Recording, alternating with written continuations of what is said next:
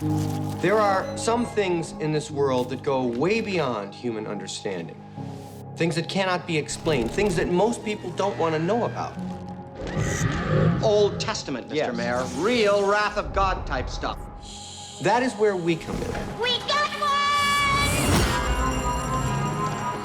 one! Someone has to deal with it, and who are you going to call? We're the best! We're the beautiful! We're the only Ghostbuster!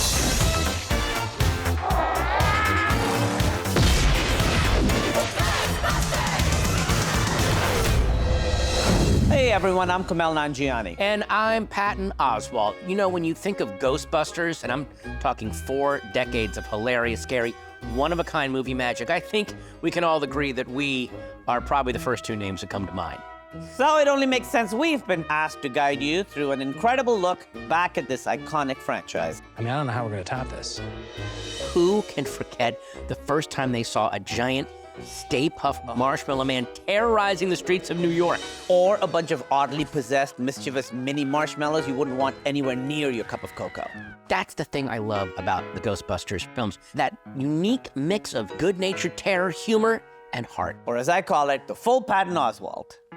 What? It's a compliment. For me, the coolest thing is how each film somehow ups the ante on all of that. Right? And that goes for Ghostbusters Frozen Empire, where you and I make our debut in the Ghostbusters universe. So cool. But I still can't believe it. We're busting ghosts alongside Paul Rudd, Carrie Coon, Finn Wolfhard, and McKenna Grace, as well as the OGs. Makes me feel like I've joined some kind of legendary club. Well, technically speaking, your character is kind of just explaining the lore of the death chill from the comforts of a cozy library. No spoilers, don't spoil it. All right. This Ghostbusters movie is about the Spengler family. It's kind of a continuation of Afterlife. They've since moved to New York City to start a family business of ghostbusting. The Spengler family, through the discovery of their family lineage, learned that the next stage of the Spengler story would see them coming to New York City, to the ancestral home of Ghostbusters, and straight to the firehouse. We wanted to see Ecto 1 back in the firehouse. We wanted to see our characters in flight suits, and we wanted to hear the wail of Ecto 1 screeching down one of the avenues of New York one more time. You keep the DNA of it alive by mixing lightness and comedy with fear and threat. I gotta warn you, I mean, I can be scary. Yeah, you're a monster. As these films have evolved, and it's gone from Ivan to Jason to Gil, there's a lot of love and pride, I think, that it isn't just making a movie. Okay. This new one is completely unlike any story we've seen in a Ghostbusters film, but it still very much feels Ghostbusters. To hand the torch to this talented group is really gratifying. Hey, what's the one thing every single actor who ever played a Ghostbuster has in common? Great agent, an enviable IMDb entry, unique fingerprints. Yeah, okay, all that. I guess what I was thinking more along the lines of impeccable comedic timing and an every-person quality that grounds the franchise and makes it so relatable. Exactly. In fact, I think it was the great Sir Paul Rudd who once said, That's part of the appeal, actually, of the Ghostbusters franchise. You're always dealing with these very intelligent outsiders who are trying to figure out what's going on in the situation through science and smarts. Wait, how did you do that? Because I'm a very intelligent outsider. You know, never mind. The point is, everyone can see themselves as a Ghostbuster, and the amazing casting throughout all the films underscores that idea. Historically, a Ghostbusters movie has always been about 4 characters who decide to open up a ghostbusting company. I'm here about the receptionist job. You're hired. This is Winston Zedmore. He's here about the job. Beautiful, you're hired. We be fast and They be slow! My way into the Ghostbusters timeline was going through a family story. I needed a mom who could be just dead honest with her kids. Hey, Phoebes, at school today, don't be afraid to just start a conversation. Are you kidding me? That's horrible advice. And Carrie Coon is that wonderful Midwestern actress who has honesty and doesn't pull any punches. Oh, yeah? In Phoebe, I wanted the audience to meet a young girl who is a genius, who feels like an outsider, and she discovers she's just like her grandfather. Her grandfather was Egon Spengler. He was a Ghostbuster. And Trevor, a teenage boy who all he wants to do is drive. Do you have a car? It's Cadillac. The Ghostbusters, it's a movie about friendship, but the Ghostbusters ended up to be an extended family of their own. I love all you guys. Ivan and Bill and Ernie and Dan and Harold, they just created something so special with the first film. And I think that everybody who watched it could feel it. Ghostbusters was the first big American film experience that I had. Ghostbusters has always been a film about outsiders. Outsiders who find heroic moments through the act of ghostbusting. When I think about the originators, I really think about Dan Aykroyd and Harold Ramis and my father sitting in a room together, writing and conceiving this film. The script was designed for the three comedians that worked together forever. We were at the peak of our careers there in terms of our impact, acceptance as artists in the industry. Dan Aykroyd is an explosion of ideas. Sir, what you had there was what we refer to as a focused, non-terminal repeating phantasm, or a class 5 full roaming vapor. Bill Murray's one of the most inspired improvisational actors ever. I did 6 films with him, and I could never say that his contributions didn't put those movies over the top. So often, Bill would come up with a particular line and maybe 4 other lines. I remember sitting in front of the sort of banquet room that they all came out of, and I didn't know what line was going to come out of Bill's mouth. What a lot of fun. All taken care of. We had some fun, but we gotta go. I could use a tall, cold one right now. We came, we saw, we kicked its ass. And I decided my character would never smile. He had no irony, he was completely humorless, and that was the intellectual ground of that character. I collect spores, molds, and fungus.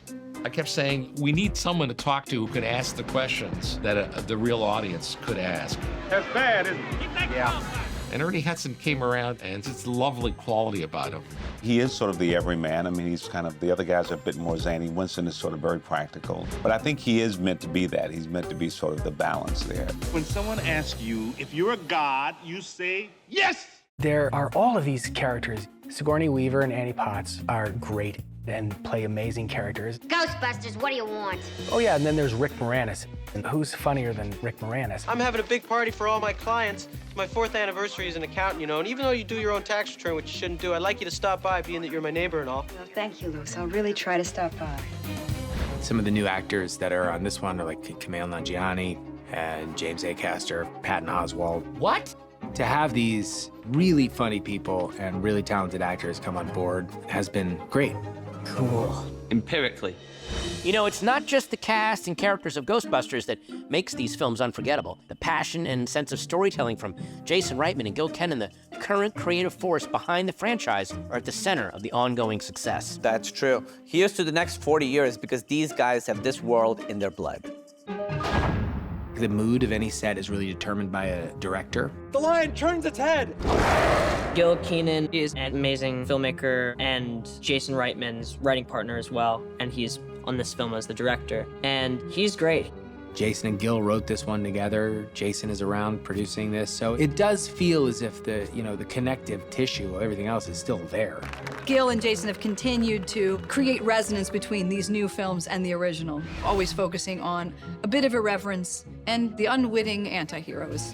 Jason's father obviously directed the first 2 Ghostbusters movies. Action. And Jason's sort of taken on the mantle since he passed. And so we really feel his connection to the world. Jason Reitman grew up on that set. Jason Reitman knew all the OGs even from a little boy. 1, 2, 3, and then this is 4. Oh, I'm sorry, that green button. Yeah. Sorry, I knew it was over here. And then firing is that. There you go. Great. Okay. So, we're going to kill you eventually. Of course, we can't talk about the legacy of ghostbusting without talking about the true OG Ghostbuster himself, Ivan Reitman. Well, talk about a legend. For Ivan Reitman, who did so much great stuff, this was really the jewel in his crown. Ivan had enormous love for film and an enormous goodness. He was a lovely person, and that kind of loveliness and art came together. And that's the atmosphere. Because the uniqueness about Ghostbusters, it's a deeply, provocatively, simple, lovely thing. There's nothing quite like it. Ivan was just an extraordinarily gifted man. And I was blessed to have had the opportunity to work with him. Certainly our relationship, our friendship grew over the many years I knew him. Now this is more like it. Why do you get the proton pack and I'm wearing a swim cap? That's a mood reader. That tests the reactions of psychomagnetheric slime. Or does it? It smells like my grandma's water aerobics class. Look, the fact that it looks like that is the whole point. Even though all the gadgets and ghost traps have evolved throughout the franchise, the one thing that's never changed is they look and feel like something handmade with ingenuity. That's right. One of the coolest things about Ghostbusters is how much is real. And that's a credit to the talented special effects artists, puppeteers, and prop makers at the heart of this franchise from the very beginning. What are you doing, man? It's just awesome. I love it. You're a grown man. Heat him up! Go! Okay. When we did Ghostbusters back in '84, there was no CG. So we had to figure out how to tell the story in the old-fashioned way. Well, that wasn't such a chore now, was it? The packs, the traps, the car, the PKE meter. Part of directing Ghostbusters Afterlife was somehow getting back into my father's shoes and trying to understand how they made the original film back in 1984. The idea here was that we would be working with almost homemade stuff. Okay, whatever happens, let's be professional. I love the scene with Rick where they put the brain cap on, the colander with wires. Now, that's just a prop guy coming up with something, you know, taking what we wrote and saying, okay, we'll do this. It was that kind of low-tech stuff that actually became funnier and more intriguing than any kind of slick, new high-tech stuff we could design. What is that thing you're doing? It's technical. One of the real joys of telling this story was being able to age all the equipment and ephemera that we associate with Ghostbusters and through it tell the story of what's been happening over the last 30 years. Killer replica. A replica of what? A ghost trap? When I see a real proton pack or a ghost trap, I'm kind of taken back to being a kid. In Ghostbusters Afterlife, we see the proton pack again and the trap. We are seeing all the details of ghostbusting of years before. The scratches, the bruises, the cuts, the breaks, the rust. And I think that's kind of part of the fun of it. Whenever I first put it on shooting, yeah, I cried. I had the proton pack and the Ghostbuster suit, and I was like, oh my God, what's happening? They've also invented some new technology. We've got our little remote control trap is back, and then we've added a new element, which is the drone, which I get to pilot, which is really fun for me. Seeing the Ecto-1 behind me in all of its glory is really exciting. The physical body of Ecto-1 is a car that they only built 100 of. It's a rare specimen. There's a reason why it's so unique in our minds. When it comes to Ecto-1, it's a movie star. There's a new coat of paint and some new racing stripes. The joy that it elicits is just unparalleled. It was just fun being in Manhattan and stealing shots and slinging that Cadillac around the corners and people going, what is that thing? We drove that car around Manhattan, never stopping for stoplights. That was so much fun. You just pleased too, and even the cops would look at you and go like, well, I guess those guys are, I don't know, Coast Guard or something. They didn't know what the hell we were. We were just driving around doing anything we wanted. We're building all sorts of props for the film, including new proton packs and other new items that you'll have to wait and see in the film. We've got to make an original Ghostbusters pack, and that's proven quite challenging. We've had a lot of help from the Ghostbuster fans. They've been really helpful in sourcing stuff. It has to be very, very specific. What would the Ghostbusters be without a ghost or two to keep them on their toes? Out of business. I guess, luckily for us, there's always something strange lurking in the neighborhood. Here's a look at the ghosts, ghouls, specters, and supernatural entities that have kept the Ghostbusters mostly in business all these years, including some of them that have made repeat appearances, and perhaps one of the most terrifying of all, Garaka. There is something about Ghostbusters. Everything that you think is going to terrify you makes you laugh. Everything that you think is going to make you laugh scares the crap out of you. My favorite ghost from the first movie, the librarian ghost. Because of how scary it is. Get her! It's Slimer, come on. He's my favorite. Slimer is very popular with audiences.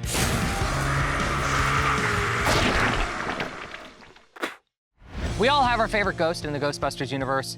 Mine and many others is the Stay Puft Marshmallow Man. There's something so iconic and strange and wonderful about the sight of seeing him walk down the street in Manhattan. Well, there's something you don't see every day. And Gil Kenan and I wanted to see tiny baby-sized mini Marshmallow Men.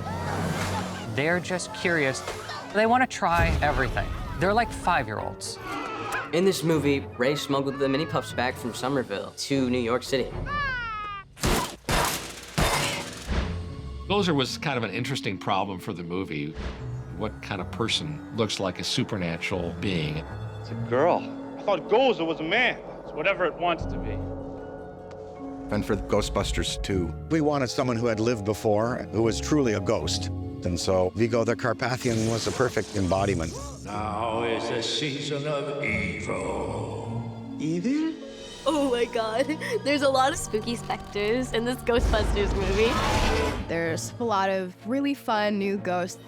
Possessor can take a hold of anything and do exactly what the name also says, and just possess things. And then we have Pukey. He's cute. Yeah. Hey, buddy. I think he's my favorite because he just looks so silly. And there's a new villain, Garaka.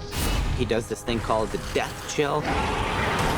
He literally scares you to death. Did you know the original Ghostbusters is still considered one of the most successful and groundbreaking comedies ever? I did know that. If you had to pick a favorite moment from Ghostbusters, what do you have? Okay, I'm not making a joke here. It just popped in there, but it's the Stay Puft Marshmallow Man. What about you, man? I'd probably have to say when Egon helps Phoebe defeat Gozer in Afterlife, you know? Talk about the literal and figurative passing of the proton pack. Not only was it a love letter to Harold Ramis, but you had Jason Reitman picking up the mantle of directing and Ivan putting on Egon's jumpsuit and standing in for the character for a take. Ivan Reitman did that? Yeah, it's his hand holding Phoebe's. I didn't know any of that. That's Ivan's hand. Oh my God. In a franchise about the family we have and the family we find, it doesn't get more family than that. Well, when you talk about family, I mean, I think of Jason Reitman's big scene in Ghostbusters 2. My dad says you guys are full of crap, and that's why you went out of business. See, that's why people loved and continue to love these movies. Ghostbusters fever completely took over in 1984, and it only expanded with each movie since. The phenomenon was and is real. Yeah, tell me about it. Without the love between Ghostbusters and its fans, we wouldn't be here talking about another installment. And I wouldn't have that cool set of Slimer sheets on my childhood bed. I'm gonna leave that right there as we take a look at the global phenomenon of Ghostbusters. I consider myself the first Ghostbusters fan. I was 7 years old on set, and before anyone knew what a Terror Dog was or what a Proton Pack was, I was actually on set. I remember being on set the day that the Marshmallow Man exploded and melted, and they had a stuntman there getting, pelted with shaving cream, and I walked home with this little piece of Stay Puft Marshmallow Man that sat on my high school. It was really the fans who made Ghostbusters what it is today. They took it to a whole other place. I mean, it became theirs in a really, really special way. And I tell you, it's a part of something bigger than what we made. And that's, to me, what's really exciting. I love this town! The fact that it still holds such a place in people's hearts for generations is quite incredible to me. And that's so unique in our world. It's a great gift. Hello, New York! Ghostbusters is literally my favorite thing in the world that's not a human being or an animal. It was my first favorite movie. I've seen all the Ghostbusters movies so many times. I've seen the entire animated series. So I'm a massive, massive, massive Ghostbusters fan. We made the original movie so quickly, there were no toys, and none of the stuff you see around us was really out for the first. Oh, you mean the Ghostbusters hot beverage thermal mug and free balloons for the kids? There's several dolls of me, and people keep seeing them, Legos and things, and they bring them to me as gifts. What I enjoy is when I meet the people who work on these projects and how much fun they have with them, because we've given them a whole arena to be creative within their discipline that they might not have otherwise had. Everybody who's worked on the toys, the games, the comic books, the plush toys, the action figures, they've just had a great time with it, and it shows in the way they've executed them. They just are all so neat and fun, and it's a very toyetic property. We see tattoos on people. I mean, tattoos of Stay Puft, of me with the cigarette hanging out of my mouth, of Billy on the floor being slimed. They put it on their bodies, That's penetrating culture. What happened? Are you okay? He slimed me. That's great! There's hundreds of Ghostbusters clubs all over the world. Yeah.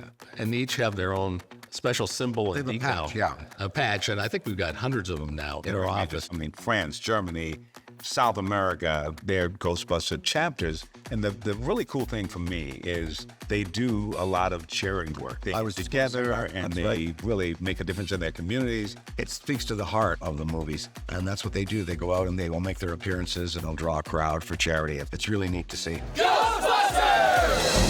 Well, Patton, we've done it. 40 years of Ghostbusters in less than 30 minutes. I'm still blown away it's been 40 years because it feels as fresh and fun as ever. Or, as you might call it, the full Patton Oswalt. No, I would not call it that. That means something very different. But I am excited for people to check out the next chapter, Ghostbusters Frozen Empire. Oh, me too. And what better way to prepare for Ghostbusters Frozen Empire than by watching all these amazing films, either for the first or 100th time. And don't forget... Don't do it. No, I'm not going where you think Please don't. This. Okay, I'm not going where you think I'm going. Okay, here we go. I was going to say, if you see some anomalies... Here we go. in the place where you live... Please, we talked about this. You said you weren't... I suggest you pick up the phone Can someone help and just play the real theme song, please?